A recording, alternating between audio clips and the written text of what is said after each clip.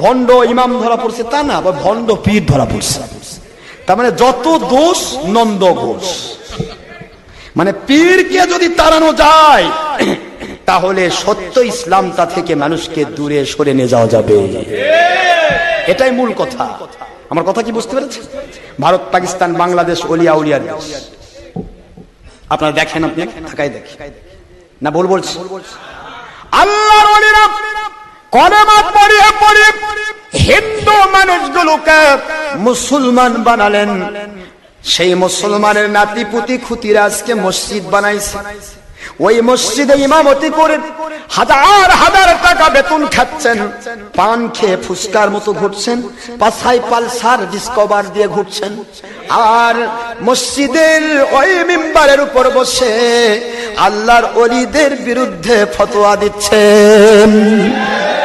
ভাইজান রে, পায়ে হাত দিয়ে বলবো, আল্লাহর ওলিদের বিরুদ্ধে ফতোয়া দেওয়ার কথা হলো, ওলিয়া উলিয়ার বিরুদ্ধে কোন সময় ফতোয়া দিচ্ছেন আপনি?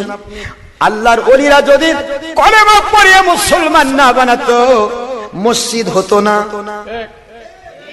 আল্লাহর ওলিরা ইসলামের গাছ লাগাইছে, বাগান লাগাইছে, আর আমরা বিভিন্ন দলের নামে সে বাগানের ফল ভোগ করতেছি।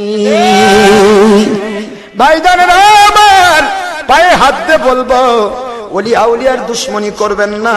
হক্কানি আলিম ওলিয়া উলিয়া ছাড়া ইসলাম আসে নাই, কেউ অস্বীকার করতে পারবেন না। বাংলাদেশে যে দলের মধ্যে আছেন, ইসলামের সত্যিকার গোড়া আল্লাহর ওলি, তাতে অস্বীকার করতে পারবেন না। সময় যদি দেন, আমি দলিল ভিত্তিক সবকিছু আমি প্রমাণ করব ইনশাআল্লাহ। শুনবেন তো শুনবেন। হক্কানি ওলিয়া উলিয়া ছাড়া ইসলাম আসে নাই।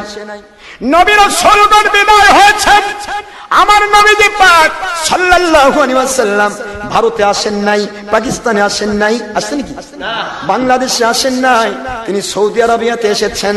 ভারত, পাকিস্তান, বাংলাদেশ সারা দুনিয়ার মধ্যে এসেছেন আওলাদে রাসূলগণ, আওলাদে সাহাবীগণ। ওনারা হলেন শাহজালাল রহমতুল্লাহ আলাইহি, শাহ পরান রহমতুল্লাহ আলাইহি, মাইসাওয়ার বলকি রহমতুল্লাহ আলাইহি, শাহ মাকদুম রহমতুল্লাহ আলাইহি, ফুরফুরা, মেদিনীপুর, জৈনপুর, শর্ষিনা, চার তরিকার ওলিয়া উলিয়াগণ। ওনারা এসে ধোঁকাবাজি ইসলাম দেন নাই, ওনারা দিয়েছেন নবীর রেখে দেওয়া সাহাবায়ে কেরামের মতের সাথে মিল থাকা ইসলাম। ওনাদের ইসলামটাই ছিল জেনুইন ইসলাম, ওনাদের ইসলামটাই ছিল আসল ইসলাম। ওই ইসলামী যা যা ছিল সেটাই হচ্ছে সঠিক আকীদা, সেটাই হচ্ছে সঠিক আমল। ওই ওলিয়া উলিয়ার আমলের বিরুদ্ধে যদি কথা বলেন, আপনার গোড়া কেটে যাবে। ওলিয়া উলিয়ার দিকে তাকান। হযরতে মুঈনুদ্দিন চিশতি আজমেরী সানজি রহমাতুল্লাহ আলাইহি, তার চেহারা মুবারক দিকে তাকায়া 1 নয় 2 নয় 90 লক্ষ, মতান্তরে 1 কোটি হিন্দু বলে আল্লাহর কসম, এমন সুন্দর চেহারা সাধারণ মানুষের হতে পারে না। উনি যে ধর্মের, এ ধর্ম নিশ্চয়ই আসল ধর্ম। পড়ে নিয়েছে কালেমা লা ইলাহা ইল্লাল্লাহু মুহাম্মাদুর রাসূলুল্লাহ সাল্লাল্লাহু আলাইহি ওয়াসাল্লাম। আল্লাহর ওলিদের চেহারার দিকে তাকায় 90 লক্ষ 1 কোটি হিন্দু মুসলমান হয়ে যায়। আর আমাদের মতো যার ব্যাটারি মুন্সিদের মুখের ওয়াজ শুনে মানুষ বেঈমান হয়ে যায়। কথা কন না কেন? আমাদের ওয়াজ শুনে মুসলমান বেঈমান হয়ে যায়। আর যে ওলিদের দুশমনি করছেন, সে ওলিদের চেহারা দেখে হিন্দুরা মুসলমান হয়েছে। ভাইজান আমার, আল্লাহর ওলিরা কলেমা পড়িয়ে পড়িয়ে মুসলমান বানালো। ওই মুসলমানের নাতিপুতি খুতিরা আজকে মাদ্রাসা বানিয়ে দিয়েছে। মুসলিম যদি না থাকতো, মাদ্রাসা কেউ বানাতো না। কথা কোন জোরে? তাহলে সেই মাদ্রাসায় ইমামতি, সেই মাদ্রাসায় মুদারিসি করে আপনি টাকা খাচ্ছেন, পালসার গাড়ি, ডিসকভার গাড়ি পাছায় দিয়ে ঘুরছেন।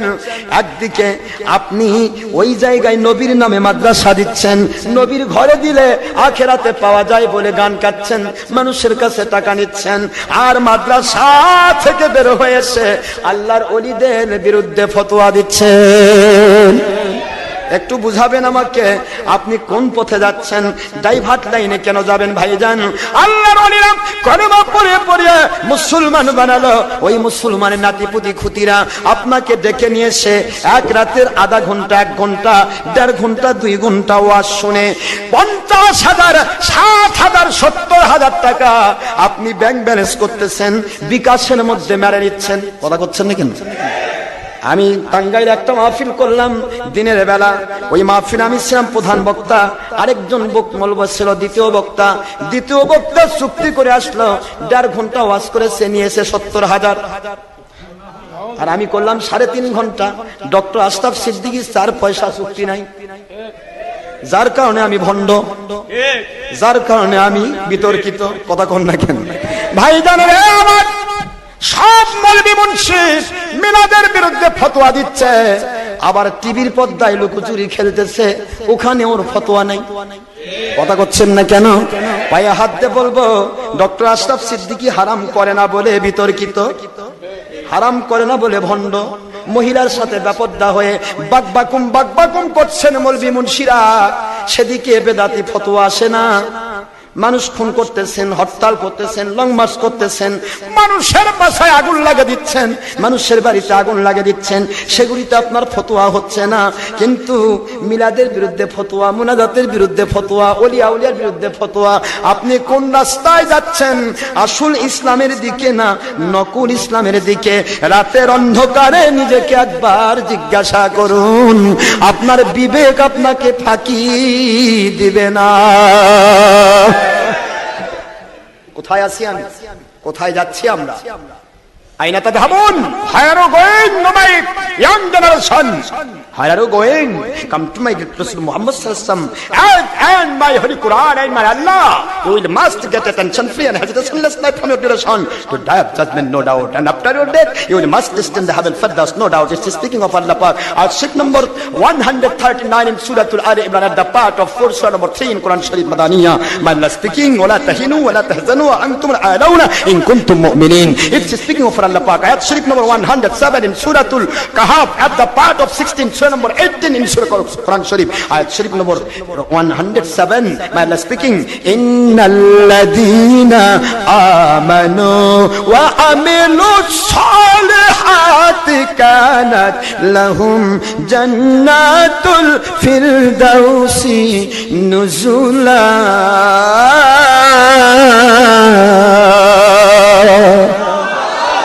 আল্লাহ বলে দিলেন, যে কোথায় যাও না কেন, পুরুষ হও, মহিলা হও, জিন হও, ইনসান হও, যুবক যুবতী হও, বৃদ্ধ বৃদ্ধা হও, যা কেউ হও না কেন, যদি আল্লাহ রাব্বুল আলামিনের কাছে নিজেকে মুমিন বলে প্রমাণ দিতে পারো, তোমাদেরকে আমি গায়বী মদদ নাজিল করব, যেখানেই যাবে তোমাদেরকে আমি বিজয় দান করব।